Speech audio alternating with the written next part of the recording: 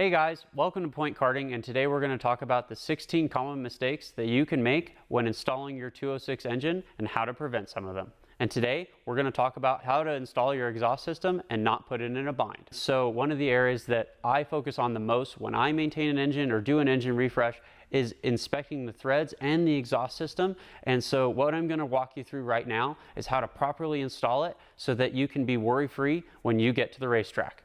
So for the sake of illustration, I'm disassembling some of the exhaust that's already been pre-installed on this engine so that we can see how to reinstall the exhaust system properly.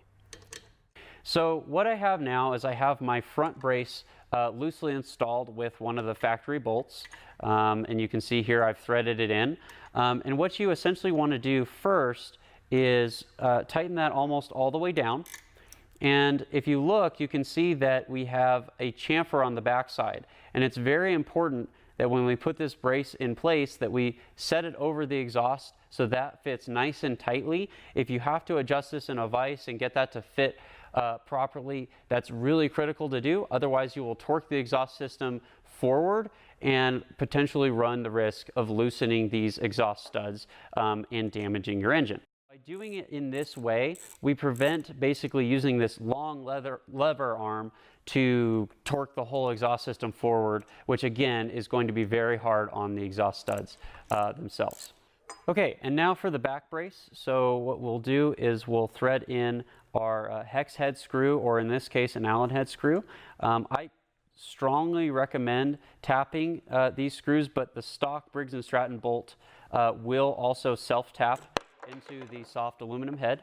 It's extremely important to get this supporting platform here nice and square with the exhaust pipe itself before you start applying any additional pressure.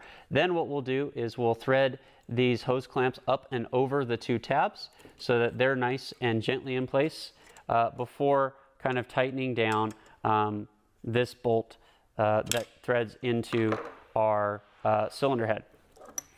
After that, we can then tighten down the hose clamps. And what, again, this is going to do is gently bring the exhaust pipe to mate up with that support brace. Running without either the top brace or the bottom brace is another contributing factor to what's going to happen if you don't run the brace supporting mechanism, which is that engine vibrations as it goes around the track, the whole engine gets torqued, or you go through the power band, will cause the exhaust pipe to start to loosen up and really put a lot of strain on those exhaust bolts. So that's how to properly install your exhaust system without putting it in an excessive bind and causing premature exhaust system failure. And that's it.